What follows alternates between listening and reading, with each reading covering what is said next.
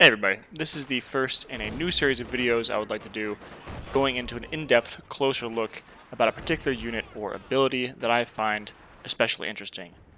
And today we're going to start this with one of the most unique abilities in Company of Heroes 2, which is Fear Propaganda Artillery. There are actually two different versions of this ability that are in the game. One is available through the Commissar Command Squad, which you can get with Soviet Reserve Army or NKVD Rifle Disruption Tactics. And the second is a commander ability that you get with Terror Tactics. The version that is available through Terror Tactics costs 80 munitions, has a 60-second cooldown, and fires a total of 9 shells. The Commissar Command Squad version is only 45 munitions, but it only fires 5 shells and has a longer 90-second cooldown. Obviously, the Terror Tactics version can be used anywhere on the map where you have vision, and the Commissar Command Squad version can only be used a maximum of 35 distance away from the Commissar. The diameter of both versions of the ability is 30. So let's get into the details of what the shells actually do to the squads when they hit, and both versions of the ability have the same effects. Units are affected up to 15 meters away from each of the shell's landing points.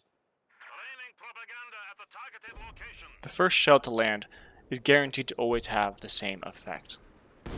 This first shell always slows the units affected and gives them a plus 25% target size or received accuracy debuff. After that, there are 4 different possibilities for what each shell does. There is a 35% chance that the shell will do the same as the first shell, that being slow plus 25% increased target size. There is a 30% chance that the unit will be suppressed or pinned. And actually, this is instant pin, but the way it works is that it's refreshed every 2 seconds. So when you're watching, you might see the unit get suppressed and then pinned. And this lasts for about 9 seconds and could be even longer if there are units shooting at the pinned squad. And there's a 10% chance of being forced to retreat, and there's actually a 25% chance that the shell does absolutely nothing. It's also very important to note that the received accuracy debuff stacks, so if you get hit by 2 of the shells that give received accuracy debuff, you'll have a plus 50% target size increase.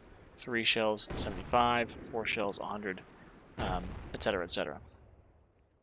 One more kind of interesting thing here is you can actually force AT guns to retreat if they haven't set up yet. So if you get the forced retreat shell and it lands on an AT gun that is in tow mode, it's not set up ready to fire, they can actually force the AT gun to retreat as well, which is kind of cool. Thank you guys all so much for watching. I hope that you learned something about this very unique and interesting ability. And if there are any units or abilities that you would like to see me cover more, please let me know down in the comments and I'll be happy to take a look at them.